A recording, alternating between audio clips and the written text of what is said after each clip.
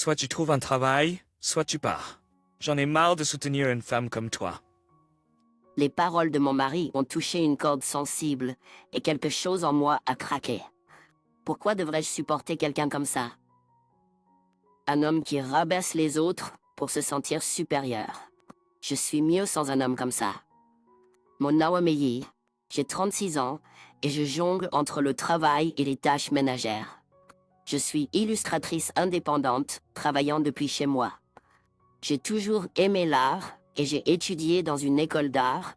Et après avoir obtenu mon diplôme, j'ai travaillé dans une entreprise de design. Quand j'ai eu 30 ans, j'ai pris le risque de devenir indépendante. Je voulais m'exprimer à ma manière, en faisant ce que j'aime. À l'époque, j'étais célibataire et je pensais pouvoir vivre ma vie selon mes propres termes. Mais ensuite, j'ai rencontré mon mari Antoine, leur ami commun, et nous avons tout de suite cliqué. Alors nous avons décidé de nous marier en douceur et de nous enregistrer 1 an plus tard. La société d'Antoine a des succursales dans tout le pays et il voyage beaucoup pour son travail de vendeur. Comme il travaille de longues heures, il voulait que je sois femme au foyer, donc j'ai temporairement mis en pause ma carrière d'illustratrice. Bien sûr, il travaille tard et voyage, donc quelqu'un doit gérer la maison. Je pensais que nous devrions nous soutenir mutuellement en tant que couple marié, même si je ne me dérangeais pas de quitter mon emploi. Je me suis dit que je pourrais reprendre ma carrière artistique plus tard, tout en continuant mes études, en attendant. Je pense que oui, je l'aimais et il m'aimait. Et nous nous faisions confiance, donc il n'y avait rien à redire. Mais ensuite, la vie nous a joué un tour. Antoine a été promu pour diriger un nouveau bureau de vente, ce qui signifie plus de transferts pendant un moment. C'était ce qu'on appelle communément une promotion. Être responsable signifiait que je ne serais transféré pendant un moment et nous pourrions nous installer dans cette ville. Maintenant, nous pouvions enfin nous installer dans un seul endroit. Nous avons beaucoup déménagé et nous étions épuisés de nous adapter à de nouveaux endroits chaque année ou presque. Mais maintenant, nous pouvions enfin nous installer dans une seule ville et nous étions tous les deux heureux à ce sujet. Avant, j'étais tellement occupée à soutenir mon mari que je ne pouvais penser à rien d'autre. Mais je pensais que les choses seraient différentes à partir de maintenant. Retourner au travail semblait à portée de main, mais ça ne s'est pas passé aussi bien que je l'espérais. Mon mari était toujours débordé de travail, gérant la transition et lançant de nouvelles succursales. Puis un autre problème est survenu. Le coût du loyer dans notre nouvelle ville était plus élevé que prévu. Nous pouvions nous en sortir avec le salaire de mon mari, mais à peine, et sa société n'offrait pas d'aide au logement, donc nous devions tout couvrir nous-mêmes. Nous voulions économiser pour l'avenir, mais son salaire ne couvrait à peine que les dépenses de subsistance. J'ai envisagé de puiser dans nos économies si nécessaire, mais ça ne me semblait pas sûr.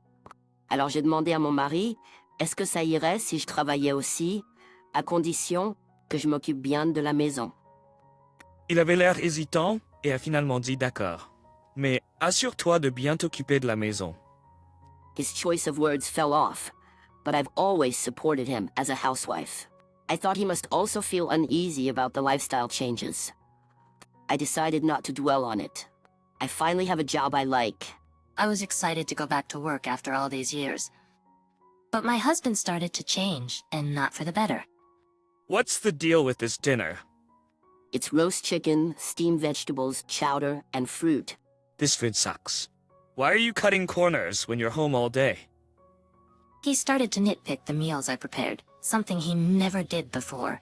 This food is like hospital meals. It's not building up any strength. That's not true. I found some deals on ingredients, so I made a main dish and a side you like. Hearing that, he shouted, "What? Are you saying my salary is too low?" I felt stunned by his sudden outburst. Why was he twisting my words like that? His anger left me speechless. Do you have any idea how hard I work to support you? Just when I get promoted and things are looking up, don't mess it up by doing something unnecessary. I wanted to argue back, to catch my breath and think before speaking, but I stopped myself. My husband must be going through a hard time right now.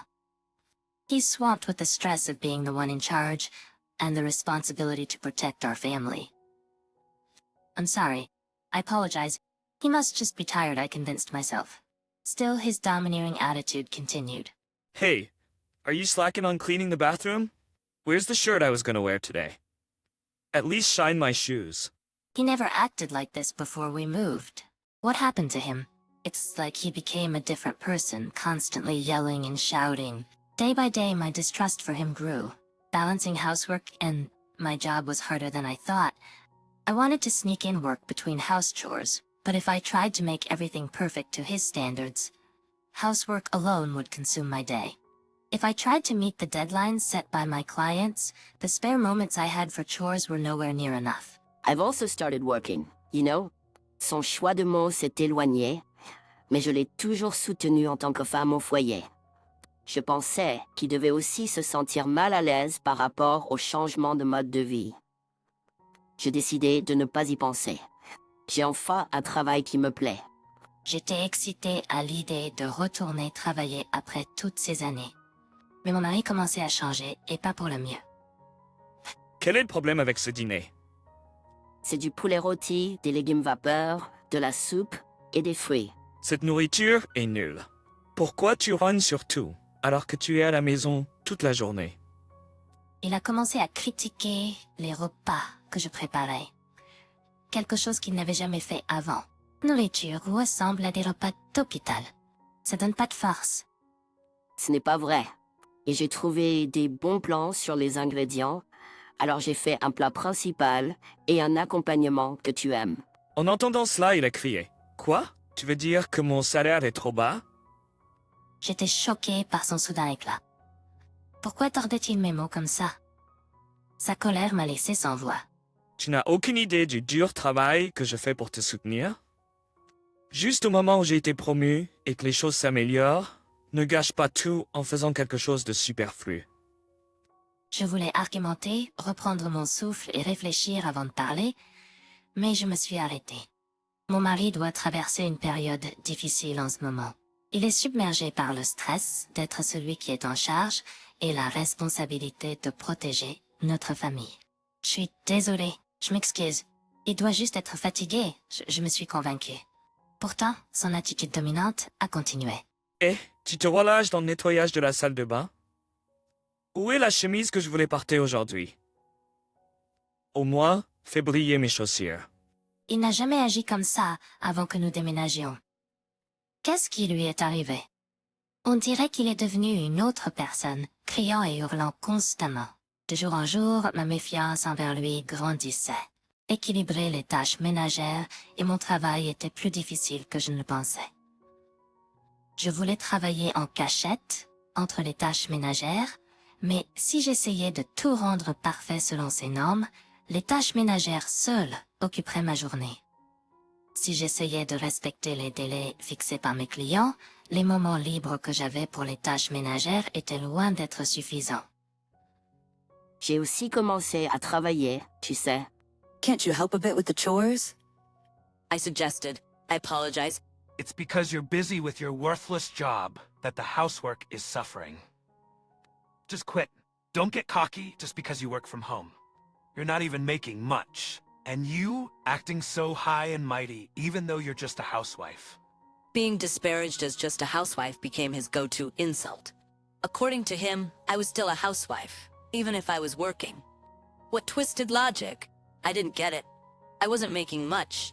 That's true, but that's because he kept disrupting me, making it impossible to increase my workload. Fed up, I minimized the chores I did for him and started prioritizing my work. And then he started looking even more visibly displeased. The rift between us continued to grow. While cleaning the room, I stumbled upon his pay stub. Though careless to leave it lying around, the pay stub was carelessly placed on the desk. I was somewhat curious and picked it up. I knew his salary, of course, but I had never seen the pay stub before. Curiosity got the best of me, and I was shocked when I looked inside. When I checked the amount on the pay stub, it was about half of what I'd been told before. What's going on? I receive monthly living expenses and rent from my husband, and the rest is his pocket money. Where is my husband getting the missing amount from? Wasn't he supposed to have gotten a promotion? How can his salary drop like this? Since when? I searched for other statements, but couldn't find any pay stubs from before his promotion. What's really happening here? At that moment, my vague distrust towards my husband turned into certainty. We can't live on this amount. What is he thinking? Why did he keep this so critical from me? Why didn't he tell me his salary had gone down? Just as I was gathering the pay stubs to confront him, the phone rang. It was from my husband's uncle, whom I'd only met a few times. Uncle, long time no see. What's up? Well, it's awkward to bring it up, but you see, I've lent him some money. Ça fait un moment, et je me demande quand je vais le récupérer. Je suis dans une impasse ici. Quoi? Il te doit de l'argent. Alors ça a cliqué. Mon mari comblait le manque dans son salaire avec des prêts de son oncle. Il s'avère qu'on parle de dizaines de milliers. J'ai sincèrement présenté mes excuses à son oncle et promis de le rembourser. Même si je me sentais terriblement mal, l'oncle ne nous a pas blâmés et a gentiment dit « Remboursez-le quand vous pourrez ». J'y étais même admis. Cette nuit-là, je n'ai pas mentionné les dettes ni les fiches de paie, mais ma colère envers mon mari a lentement et régulièrement augmenté. Il m'a rabaissé pour être femme au foyer, m'a exploité à la maison et même interféré avec mon travail. Cette nuit-là n'était pas différente. Il a continué à me critiquer. Quand est-ce que tu vas enfin devenir doué pour les tâches ménagères? La nourriture est horrible. L'entrée est un désordre. Qu'est-ce que tu fais à la maison? Encore un travail inutile, je parie. Être femme au foyer doit être facile. Est-ce qu'il réalise que ses paroles se contredisent? Je cuisine et je fais le ménage comme n'importe qui d'autre. Si tu n'es pas content, pourquoi tu ne fais pas? Tu rentres à la maison à l'heure ces derniers temps, tu peux t'en occuper. Quand j'ai riposté, mon mari a frappé du poing sur la table. Toi, depuis quand es-tu devenue une femme aussi insolente? Ne t'emporte pas, tu as un gaspillage d'argent. Tu sais au moins qui te nourrit? J'ai pas reculé. Qu'y a-t-il d'insolent à défendre mes droits? Je sais ma part. Et toi? Je lançais avec colère. Je n'ai plus à supporter cet homme. Peu importe ce qu'il dit, je m'en fiche. J'ai dit ce que je pensais. Il n'a pas non plus reculé. Tu fais semblant de travailler à la maison, mais tu ne le fais jamais réellement. Commence à gagner de l'argent, puis tu pourras parler. Je pensais la même chose pour lui, mais je suis restée silencieuse. Je n'aurais jamais dû t'épouser. Quel gouffre financier tu es devenu. Tu ne cesses de dire que nous n'avons pas d'argent, alors pourquoi n'en gagnes-tu pas? Si tu ne vas pas travailler, sors d'ici. J'en ai marre de soutenir une femme comme toi. Côté avec triomphe. Cela m'a donné des frissons dans le dos. Il a dû penser que j'allais m'excuser, mais j'étais prête. Très bien, je vais partir. J'ai attrapé mon sac déjà préparé et j'ai commencé à partir. Tu ne peux rien faire toute seule de toute façon. Pourquoi tu penses ça? Je lui ai lancé un regard froid. Au fait, je laisse ça ici. Je l'ai déjà rempli. J'ai claqué les papiers de divorce que j'avais reçus de la mairie sur la table. Il n'a jamais dû s'attendre à ce que je parte. Encore moins que je demande le divorce. Il était sans voix, immobile. Eh bien, c'est réglé. Assure-toi de les remplir et de les envoyer bientôt. J'ai quitté notre maison et je suis allée chez mes parents, où je les avais déjà informés de la situation. Ils m'ont accueilli chaleureusement. Le changement soudain d'attitude de mon mari, le revenu bien inférieur à ce qu'il prétendait et le fait qu'il était endetté. En entendant cela, mes parents m'ont pressé de divorcer immédiatement. J'avais l'intention de le faire, bien sûr, mais allait-il même remplir ces papiers de divorce? Mon père a dit qu'il me présenterait un avocat si je ne pouvais pas obtenir le divorce. Je l'ai remercié pour ses paroles rassurantes, espérant pouvoir mettre fin à mon mariage le plus tôt possible. Une semaine après avoir quitté la maison, mon mari est apparu chez mes parents. As-tu rempli les papiers de divorce? Désolé, J'ai demandé si tu les avais remplis. s'il te plaît, peux-tu reconsidérer le divorce? J'étais un peu surpris. Il ne ressemblait pas à l'homme arrogant que je connaissais. Bien que mes parents le regardaient avec scepticisme, ils ont accepté que nous en parlions au moins. Alors ils l'ont invité à entrer. En fait, je n'ai jamais été promu. Sa promotion était un mensonge complet. Il a en fait été réaffecté à une filiale, une sorte de rétrogradation. Et c'est pourquoi son salaire a diminué. Il semble qu'il n'ait jamais été bon dans son travail. J'avais senti qu'il n'était pas très compétent, mais j'avais aucune idée que c'était si grave. Apparemment, ces transferts et changements de poste étaient toujours le résultat de son incapacité à bien travailler, ce qui en faisait la patate chaude du bureau. Maintenant, il était coincé dans un département insignifiant de la filiale, un endroit où les promotions étaient pratiquement impossibles et où les gens étaient souvent poussés dehors. Mon mari avait toujours beaucoup de fierté. Je suppose que c'est pourquoi il n'a pas pu me dire la vérité et a prétendu avoir été promu. Après avoir perdu son statut au travail, il a commencé à gonfler son ego à la maison, croyant qu'il était supérieur parce qu'il subvenait aux besoins d'une femme au foyer comme moi. Il a fallu ton absence pour réaliser que tu gagnais pas mal d'argent. Avant de partir, j'ai délibérément laissé une copie de mon relevé bancaire dans sa chambre. Bien que je gagnais moins, c'est quand même une somme importante pour subvenir à nos besoins. J'ai réalisé que j'avais besoin de toi. Je peux même pas me permettre de payer le loyer tout seul. Je pense que nous pouvons y arriver si nous combinons à nouveau nos forces. Alors donnons-nous une autre chance. Je veux passer ma vie avec toi. Je ne te ferai plus souffrir. Des larmes se sont formées dans ses yeux.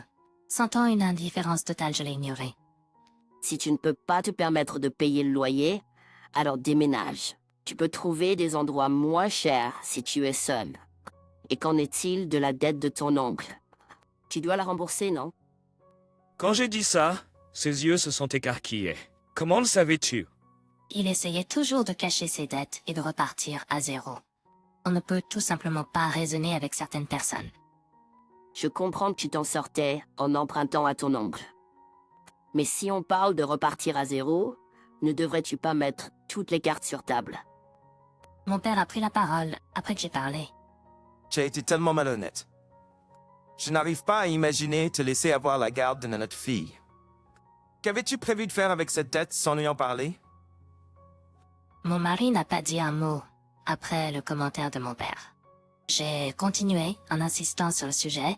Si tu ne veux pas accepter le divorce, je vais engager un avocat. Tes commentaires abusifs sont clairement des motifs de divorce. Et j'ai des preuves. Alors prépare-toi. Mon mari semblait céder et a sorti les papiers du divorce de son sac. J'ai vraiment tout gâché, au-delà de toute réparation. C'est trop tard maintenant? Nous sommes des étrangers. J'ai pris les papiers de divorce de mon mari. Nous n'avions presque pas d'actifs en commun, juste une petite somme d'économies que nous avons partagée. Nous avons déménagé de l'appartement où nous vivions en tant que couple et j'ai entendu dire qu'il a quitté son travail. Apparemment, la rumeur de notre divorce s'est répandue dans son lieu de travail déjà inconfortable, le rendant encore plus insupportable pour lui. Il a dit qu'il remboursait lentement sa dette envers son oncle, tout en travaillant à temps partiel. Après le divorce, Yen m'a appelé plusieurs fois. Ah, Je veux recommencer avec toi. Rien ne va bien depuis que nous nous sommes séparés. J'ai réalisé que tu étais la seule à être de mon côté. j'ai été effrayée par ses supplications constantes pour une réconciliation et j'ai changé de numéro de téléphone. S'il avait mis de côté sa fierté et avait été honnête, peut-être aurions-nous pu nous comprendre en tant que couple. Il n'y a aucune chance que je pardonne son comportement abusif, et l'amour s'est depuis longtemps évanoui. Je me suis éloignée de lui en silence. Par la suite, j'ai repris ma carrière d'illustratrice avec sérieux. Je suis occupée, mais chaque jour est si épanouissant. Un avenir radieux attend la nouvelle moi libre. En ce moment, mon travail est comme mon amoureux. Qui aurait pensé que ce moment de courage et de décision changerait autant ma vie? C'est ma seule et unique vie. Je vivrai chaque jour à fond, sans regret. J'ai détourné les yeux de mon écran d'ordinateur et j'ai regardé par la fenêtre, en pensant à cela.